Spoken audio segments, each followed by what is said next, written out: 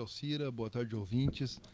O Selo Sabor Gaúcho é um programa de Estado criado no final da década de 90. É um programa de Estado que é diferente de um programa de governo porque ele se perpetua, né? E esse programa, então, ele foi criado no final da década de 90 justamente para fomentar a agroindustrialização dos agricultores familiares do estado do Rio Grande do Sul. Que quer, então, na verdade, é uma série de benefícios de forma que o agricultor pudesse pegar o seu produto, a sua matéria-prima, agregar valor a essa matéria-prima, transformar esse produto e colocar à disposição dos clientes, fazendo o quê? Com que essa parte do lucro, do beneficiamento do produto, ficasse na propriedade rural e não necessariamente somente nas grandes empresas que iriam beneficiar. Com isso, se começou um grande fomento em relação à agroindustrialização no Rio Grande do Sul e também se criou então essa cultura do consumidor também sentir o sabor do produto diferenciado, aquele famoso produto que a gente chama de produto mais artesanal, mais amador, né? Que a gente sabe que a qualidade é muito melhor, muito superior a de um produto produzido em grande escala por uma grande empresa, né? Então, dentro dessa linha surgiu esse programa e de lá para cá, pelo Rio Grande do Sul afora, foi aumentando de ano após ano. Aqui em Cachoeira do Sul, há 10 anos atrás, nós tínhamos uma agroindústria familiar ativa com o selo Sabor Gaúcho, né? E nós chegamos agora no começo, em fevereiro de 2025, então, com a inauguração dessa de hoje, com a Rancho da Ponte, né? Com a entrega do nono selo Sabor Gaúcho de Cachoeira do Sul. Lembrando que esse dado é um dado móvel. Por exemplo, nos últimos 10 anos, algumas agroindústrias receberam o selo Sabor Gaúcho, como eu dou um exemplo da Suquelos, mesmo que é do suco de uva, aquele que tinha aqui na Volta Charqueada, né? Que por uma questão de sucessão familiar acabou não tendo continuidade, então ela fechou, né? Então, assim, algumas agroindústrias abrem e fecham, isso é normal durante o processo, né? Mas, então, hoje nós temos o saldo de quê? De 9 agroindústrias com o selo Sabor Gaúcho em Cachoeira do Sul, funcionando com esse selo na ativa, e nós temos mais 3 agroindústrias que estão 2 em construção e uma no aguardo de licença ambiental. Então, assim, a gente tem a previsão muito boa de a gente conseguir concluir esse ano com 12 agroindústrias com o selo Sabor Gaúcho ativos em Cachoeira do Sul. Bom, essa agroindústria que foi inaugurada hoje, ela é de que setor, de que ramo? A agroindústria ela pertence ao agricultor Thales Estrazulas Oliveira. Ela fica aqui na localidade de Cordilheira, naquela estrada que entra ali na Vila Vargas, na Vila dos Sim. Cachorros, segue em direção ao confinamento, depois dobra em direção à Encruzilhada do Sul. É a última propriedade à esquerda na divisa com Encruzilhada. Por isso se chama Rancho da Ponte, porque ela é o último rancho existente antes da ponte da divisa de Cachoeira do Sul com Encruzilhada, tá? E essa agroindústria ela trabalha com produtos de origem vegetal. O Thales, ele é o nosso único produtor comercial em Cachoeira de mirtilo e fissales, com pomar comercial de mirtilo e fissales, né? E daí, entrando com outros produtos também, como milho e pipoca, feijão, etc. Só que ele até o dia de hoje, podia comercializar o seu produto in natura. E a partir do momento, então, que ele tem uma agroindústria toda legalizada, com a vara sanitária, toda ok, ele pode começar a industrializar esse produto, né? E também aumentar o leque de produtos dele. Por exemplo, ele já está com uma linha de 22 chás, né? Que ele já tem produzido na sua propriedade, até então ele não podia fazer a comercialização, a partir de agora ele já está regularizado para fazer a comercialização. Então, tanto do mirtilo como do fissales, da amora, do feijão, milho e pipoca e agora também esse leque de mais de 20 chás diferentes. Atualmente, o Thales comercializa a sua produção na Feira da Bonifácio, em Porto Alegre, a maior feira de produtos orgânicos da América Latina. Então, do México para baixo, dos Estados Unidos, tem nos Estados Unidos maior. Do México para baixo, a maior feira ela se localiza em Porto Alegre. É a mais antiga e a maior feira de produtos orgânicos. E o Thales ele é um produtor orgânico certificado. E agora, com sua agroindústria, vai poder aumentar então o leque de produtos a ser oferecidos aos seus clientes.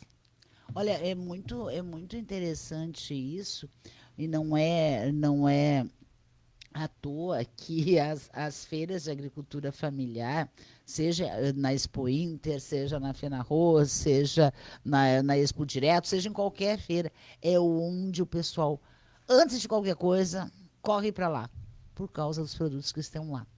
Né? Então, hoje em Cachoeira, nós temos 9 agroindústrias funcionando e 3 ainda, né, digamos, em via de começar o funcionamento, esperando, claro, a tramitação de toda a documentação.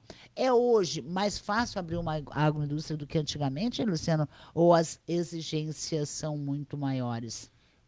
Acho que a melhor resposta é depende.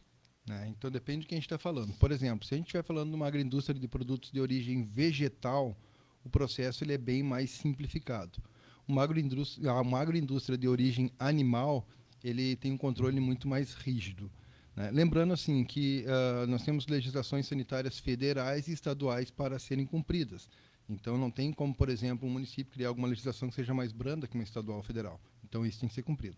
Só que, assim, por exemplo, para quem quiser inaugurar uma agroindústria, fazer uma agroindústria de produtos de origem animal, se tu não tem um bom recurso, um bom aporte para começar o processo, será bem difícil, porque a primeira exigência que tem é, por exemplo, a contratação de um médico veterinário como responsável técnico. Então, a gente já parte do quê? De um salário fixo, né, para um profissional, né, justo, afinal de contas, é o que está na legislação, que tem que ter, só que para um pequeno produtor que está começando, isso já muitas vezes é um custo muito alto, de um dinheiro que seria investido para a construção de estrutura, de equipamentos, etc., já tem que ser investido nisso. Então, para uma agroindústria de origem animal, os custos ainda são bem mais elevados, até porque a legislação é muito mais rígida, né? E já uma de origem vegetal é mais simplificado o processo um pouco hoje em dia, principalmente nos municípios que possuem programa municipal de agroindústria familiar, como é o caso de Cachoeira do Sul. Nós temos uma lei de 2012, né, que é o programa municipal, e essa lei municipal, Cachoeira é um dos poucos municípios que tem, né, facilita a relação, a tramitação dentro da prefeitura de todo o processo de formalização de uma agroindústria e também reduz taxas. Então, eu te dar um exemplo assim, se um alvará sanitário, um alvará de localização, onde tudo tem custos de taxas, isso aí assim funciona em qualquer parte do Brasil, para aquele agricultor que tem enquadramento, para estar enquadrado no programa municipal de indústria familiar, essas taxas todas caem pela metade. E daqui a pouco o agricultor vai precisar eu preciso sistematizar para inar uma área, etc. Tudo isso está incluído. Então, existem algumas benesses que a prefeitura pode auxiliar. Isso no programa municipal, um projeto de 2012. Isso aí facilita também o processo aqui em Cachoeira do Sul. Nós temos, então, hoje em Cachoeira, essa agroindústria de chás, mirtilo, milho de pipoca, enfim. Nós temos de linguiça, de embutidos. Nós temos de pães e cucas, não temos? Sim, esse de linguiça, vou te dar um exemplo, tá? A linguiça Talovitz, talvez o ouvinte saiba o que eu estou falando aqui. Do João Talovitz, o João ele era um agricultor familiar. Então ele estava inscrito no Programa Estadual de Agricultura Familiar, ele chegou então a fazer parte do processo com um apoio para a parte de planta, de toda a parte básica para a montagem da agroindústria. Mas uma das exigências que tem do Programa Estadual de Agroindústria Familiar é que o agricultor beneficie o seu produto. E o João, no momento que ele inaugurou a agroindústria dele, ele cresceu de patamar, e que bom que cresceu de patamar, porque hoje a linguiça Talovitch é uma marca de Cachoeira do Sul em outros municípios na região, né? Só que no momento ele não teve condições de continuar produzindo sua própria matéria-prima. E como ele adquirindo matéria-prima de fora, então ele perdeu, no caso, o enquadramento. Então o João Talovitch ele não tem o selo Sabor Gaúcho. O produto é excelente, é fantástico. Ele diz assim, eu voto contra isso. Recebeu o acompanhamento da Emater, no caso assim, até a parte no programa estadual, até a inauguração, a partir do momento que ele mudou de escala e ele cresceu, né? E a gente torce que todas as agroindústrias cresçam. O objetivo é esse. Que Olha, eu já comi linguiça crescer. em vários locais desse país, viu? Agora, igual a essa aqui, eu não encontrei ainda, filho. Nós temos muitos produtos bons em Cachoeira do Sul. Eu estou trazendo para você essa relação das 9 que são atendidas pela Emater no selo Sabor Gaúcho, né? Só que tem várias outras indústrias de Cachoeira. Por exemplo, a linguiça, acho que é CV, que é uma linguiça de suína que tem em Cachoeira do Sul, é uma linguiça fantástica, produzida aqui também. Não tem enquadramento, então não está no selo Sabor Gaúcho, porque não é agricultor, mas é um produto muito bom daqui. Nós temos o caso da Mico, que faz linguiça também, a Chicaft e outros produtos também, indústria daqui. Eu acho que a gente sempre deve procurar, como consumidor, adquirir produtos produzidos aqui, né, como prioridade, até para que que esse recurso circule dentro do mercado, do comércio local, da agricultura local, para a gente fomentar o nosso município. E isso, né, também fortalece a renda desse agricultor que está lá no outro lado. Sim, porque tudo que for consumido aqui em Cachoeira do Sul, dando prioridade para a produção local, a gente vai estar fomentando a agricultura local, a produção local, e esse dinheiro acaba circulando dentro do próprio município, né?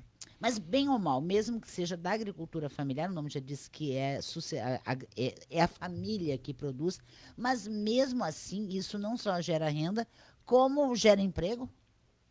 Gera emprego. Nós temos algumas agroindústrias familiares que possuem funcionários trabalhando com eles e muitas vezes tem mais de uma família trabalhando dentro da mesma agroindústria, né? Então, se a gente for pegar, por exemplo, da agroindústria do seu Luiz Hernani Macedo, que é uma que trabalha com mandioca lá do Faxinal da Guardinha, né? Então, lá tem outras famílias que trabalham com ele dentro da agroindústria.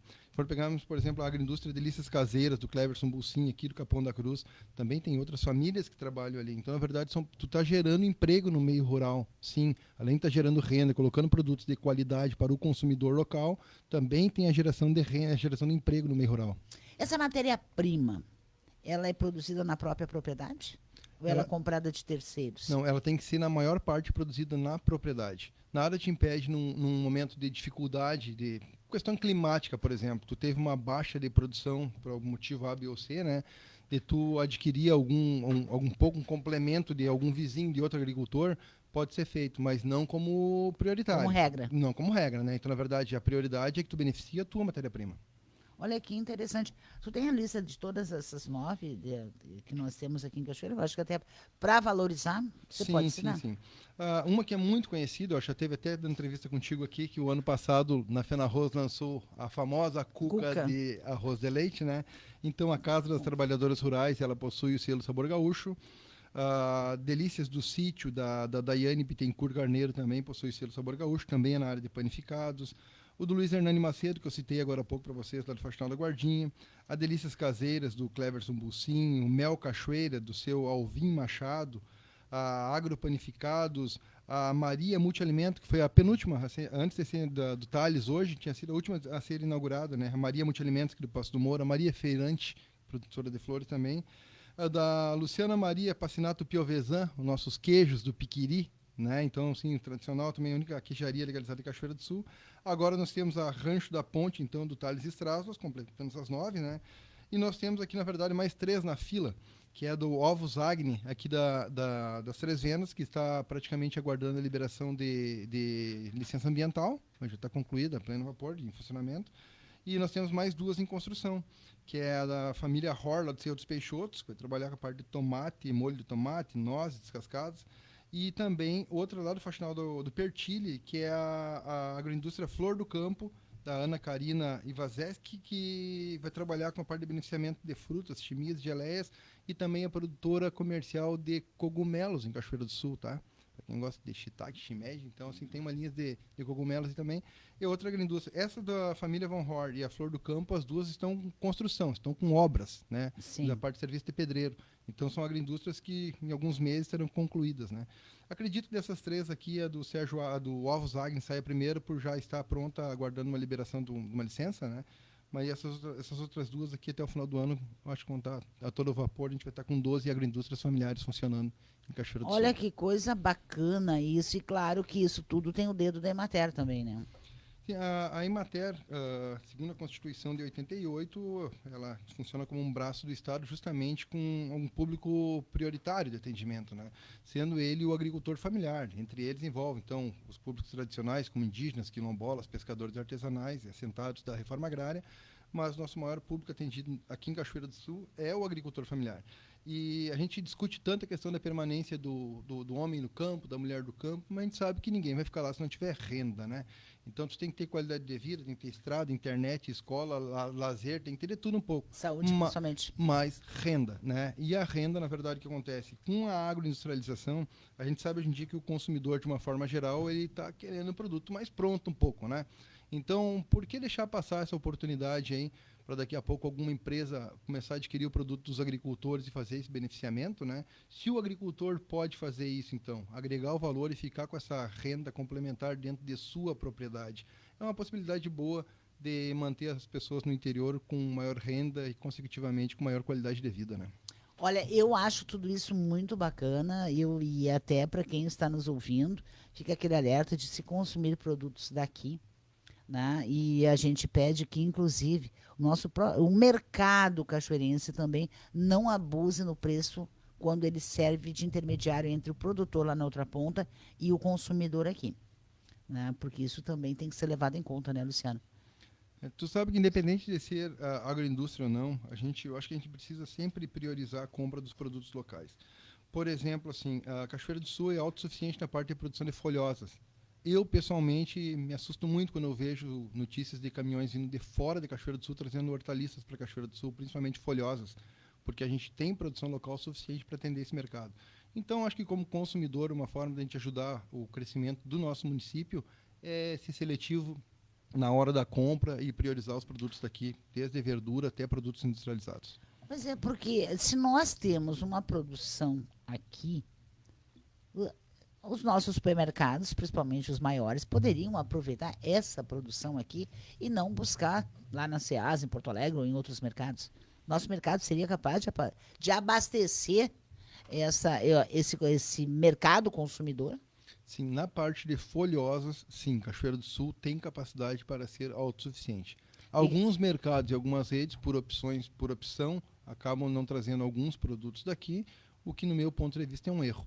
Algo que a gente pode confirmar nas enchentes de maio do ano passado, quando alguns representantes de alguns supermercados entraram em contato conosco no Emater para saber onde poderiam conseguir produtos, e a gente refrisou, olha, fazem meses que vocês são alertados que tem a produção aqui. Então, assim, não haveria necessidade de cair ponte e descobrir que o caminhão não podia ir buscar para saber que poderia ser comprado aqui. Então, que sirva de alerta e a gente consiga priorizar o nosso produtor local, né? até porque, suponho, me corrija se eu estiver errado, se eu tiver que pagar frete para buscar na Ceasa, vai ser mais caro esse produto, não sai? Isso é bem complexo, sabe? Porque, na verdade, nós temos produtores que abastecem a Ceasa com áreas muito grandes e que acabam ganhando no volume. Então, muitas vezes, o custo de um produto chegar na Ceasa e vir até aqui, ele acaba sendo baixo comparado com o preço daqui. O que mais me assusta no preço da Ceasa é quando o preço da Ceasa está muito baixo em um produto A, vou dar um exemplo, o milho verde, o alface, né? E algum estabelecimento pode querer que o produtor daqui também se submeta àquele preço de lá. Eu acho isso uma judiaria, porque, na verdade, a gente acaba esmagando o nosso pequeno produtor local, querendo que ele consiga, com uma área pequena, uma estrutura menor, bancar o mesmo preço de um grande atacadista, de um grande produtor. Né? Por Não isso que eu tem. digo, é muito complexo isso. Não, é difícil, mas agora, saber que o nosso mercado, né, que os nossos empresários preferem comprar de fora ao invés, em vez, correto agora é a expressão em vez de comprar aqui do produtor local, também me parece meio que injusto, né? Nós temos muitos comércios que compram bastante produto da produção local, mas com certeza absoluta a gente poderia aumentar isso com um pouco de interesse de ambas as partes. Fica aí o alerta. Luciano Mazuin, coordenador da Emater, até para a gente encerrar, como é que choveu? Um pouquinho, mas choveu um pouquinho aqui, um pouquinho lá. Como é que está a situação no interior nesse momento? A situação da Alcira, algumas coisas já estavam em patamares, final de janeiro, agora algumas coisas já estavam com patamares irreversíveis, tá? Em alguns setores. A gente teve, por exemplo, no mês de janeiro, perdas quebra na produção leiteira. Então, assim, mesmo tu adquirindo agora, voltando a chover, a pastagem verdejando, tu aumentando os índices de produção e produtividade do leite, o agricultor teve uma queda de receita em janeiro para ser recuperada. Né? Então, se tu for pegar, por exemplo, o próprio produtor de hortaliças, como falei agora há pouco, em janeiro teve em torno de 17% de quebra. Então, mesmo que em fevereiro ele consiga recuperar sua produção, ele tem aquela lacuna que ficou da receita de janeiro que não entrou. O produtor de soja, sim, esse produtor de soja, nós temos, então, por exemplo, na região do Barro Vermelho, do Irapuá, do Barro Vermelho, da Palma, agricultores com lavoura com prejuízo de 60%, 70%, lavouras foram plantadas cedo, lavouras em terra de areia, lavouras em ciclo precoce, e que pegaram a seca forte de janeiro no período de floração ali. Então tem algumas regiões que têm lavouras que estão comprometidas, voltando a chover normal daqui para frente, a produtividade já está Está perdida. comprometida, né? Mas de uma forma geral, no levantamento feito pela Emater, concluído no dia 31 de janeiro, né, nós estávamos então com 22% da nossa média de produção municipal total comprometida no que se refere à lavoura de soja. Né? Então, isso aí hoje daria, nós estamos com alguns dias já passados, dia 31 de janeiro, alguma coisa perto de 38 sacos de média, 38, 39 sacos de média, baseado no final de janeiro, a nível de município, né? Se chover, ficou bem daqui para frente parelho, né? Por quê? Porque algumas regiões estão, como tem 60%, 70%, algumas lavouras 60%, 70% de quebra, mas nós temos outras lavouras que têm chovido normalmente em outras regiões, ainda elevando a média geral do município, né? A expectativa ela não é boa, infelizmente, em outra safra, né? Então, nas últimas 10 safras, 7 com problemas, ou estiagem, o ano passado aquela enchente, mas com certeza absoluta. Bom fim de tarde. Obrigado, Alciro, obrigado, ouvintes. Um abraço.